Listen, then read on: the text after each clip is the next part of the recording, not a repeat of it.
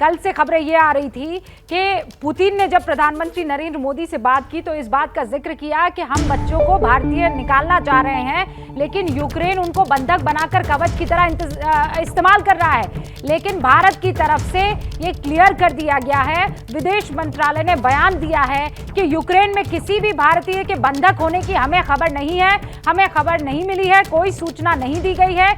विदेश मंत्रालय ने कहा है कि वो यूक्रेन की सरकार से संपर्क में है, बंधक जैसे हालात की कोई खबर नहीं है। आशीष सिंह मेरे सहयोगी इस वक्त फोन लाइन पर जुड़ चुके हैं। आशीष, डिटेल।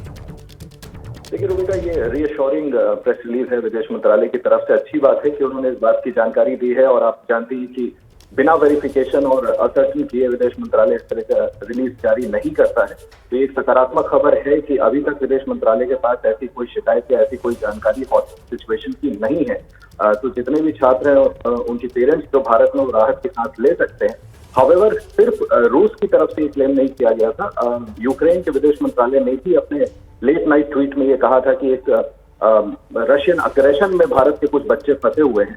मुझे लगता है कि इसके बावजूद भारत सरकार हाईएस्ट विजिल पर रहेगी, वेरीफाई फर्दर करने की कोशिश करेगी। लेकिन राहत की बात है विदेश मंत्रालय की तरफ से फिलहाल ये स्पष्ट किया गया है कि किसी तरह के आशीष, इस स्पष्टता में भी अस्पष्टता दिखाई दे रही है, और वो इसलिए कि हमें कोई जानकारी नहीं है। या तो क्लियरली ये कह दिया जाता कि बच्चे बंधक नहीं है, हमें ये सूचना मिल गई है, पर वो कह रहे हैं कि अगर क्या इसके माने ये नहीं हो सकते कि बंधक हो भी तो हमें इसकी जानकारी नहीं है।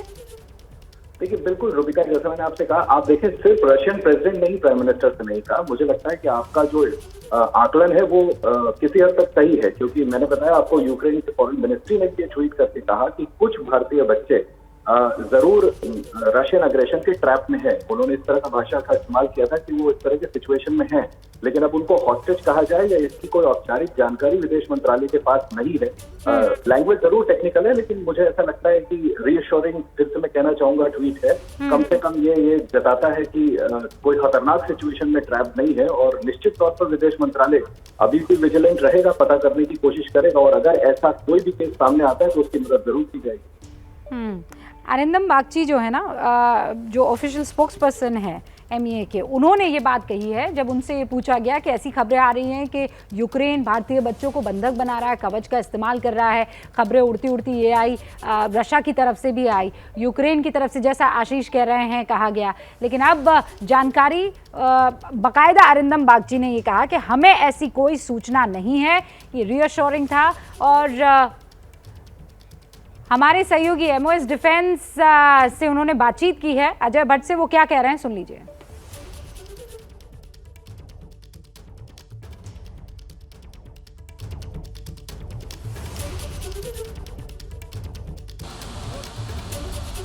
हिंडन एयरबेस पर खुद रक्षा राज्य मंत्री पहुंचे हैं। जो भारतीय खासतौर से जो छात्र छात्राएं हैं जो लौटे हैं, और 4 एयरक्राफ्ट जो हैं वायुसेना के, उनको लेकर आए हैं। करीब 800 बच्चे इसमें मौजूद हैं। हमारे साथ रक्षा राज्य मंत्री हैं, ABP न्यूज़ पर मौजूद हैं। सर, अब तक कितनी फ्लाइट्स आ चुकी हैं वायुसेना की? क्या और भी आ सकती? 4 फ्लाइट हमारी आ गई हैं। रात भर जिस तरह से आप लोग नहीं सोए हैं, हम लोग भी यहाँ पर रात भर नहीं सोए हैं, और लगातार हम यहाँ पर देख रहे हैं। जो मैंने नोट किया है, इसमें 200 स्टूडेंट्स हमारे रोमानिया से आए, 210 दूसरे फ्लाइट में हंगरी से, पोलैंड से 208, और इसमें 180 हमारे पुनः रोमानिया से आए। ये जहाज़ अभी फिर लौट रहे हैं 1 घंटे के बाद रेस्ट करके। जब तक हमारा एक एक छात्र, एक एक अभिभावक जो उनके साथ है यहाँ नहीं लौटता है, तब तक ये कार्यक्रम हमारा लगातार चलेगा।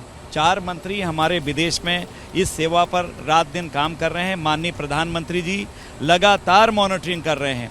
जो हमारा अभियान गंगा चला है, तो इसके अंतर्गत बहुत सफलता हमको मिल रही है, और जिस चीज की भी कमी होगी उसको सरकार पूर्ति कर रही है।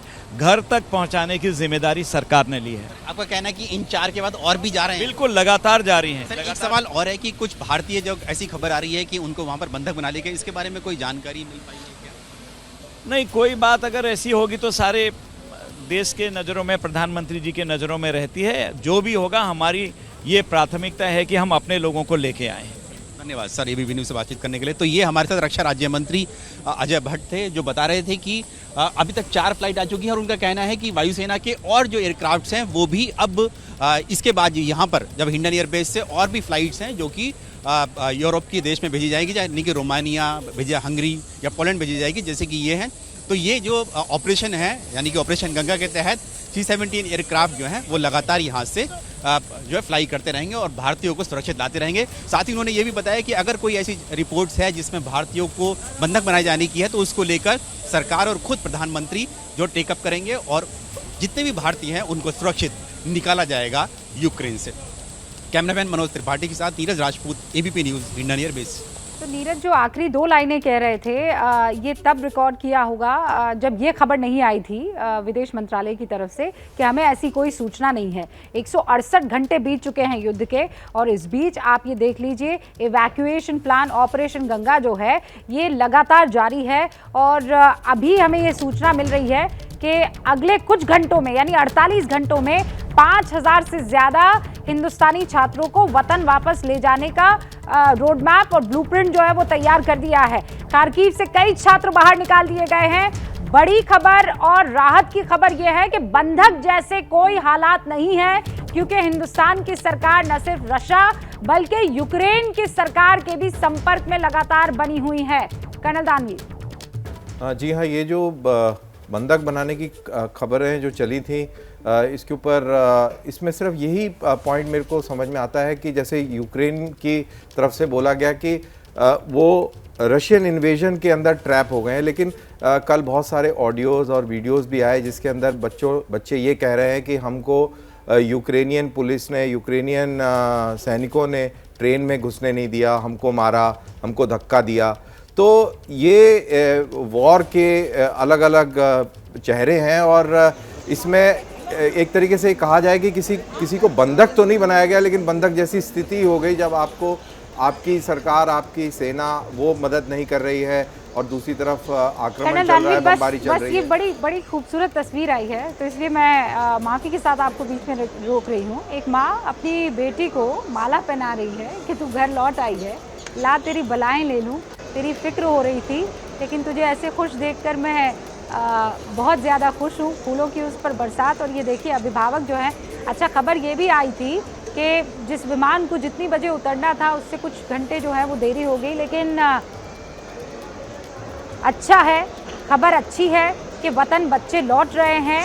रक्षा राज्य मंत्री अजय भट्ट ने अभी कुछ देर पहले एबीपी न्यूज़ से कहा है कि ये विमान जो हैं, अब तक 4 विमान आ चुके हैं और 1-1 घंटा इंतज़ार करने के बाद, रेस्ट करने के बाद दोबारा ये विमान उड़ेंगे और वापस पहुंचेंगे उन इलाकों में जहां से बच्चों को लेकर आना है, इवैक्यूएट करना है। ये आप दिल्ली एयरपोर्ट की तस्वीरें देख रहे थे कुछ देर पहले, जहां पर अभिभावक इंतजार कर रहे हैं और ये देखिए मुस्कुराते हुए चेहरे।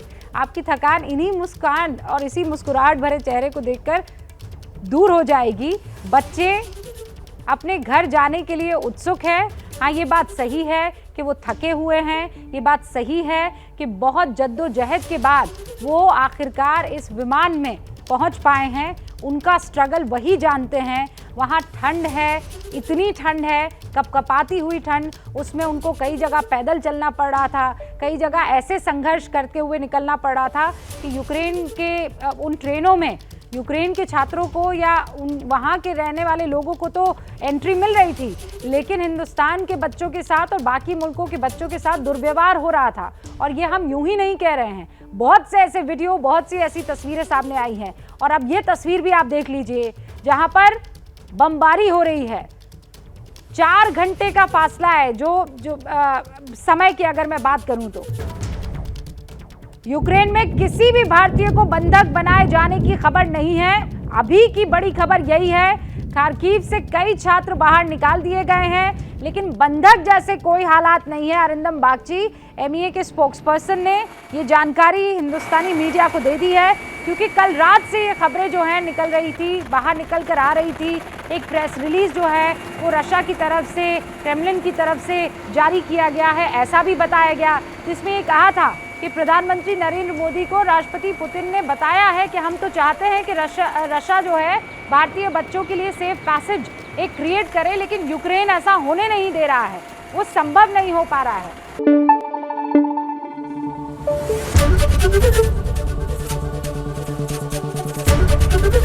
एबीपी न्यूज आपको रखे आगे।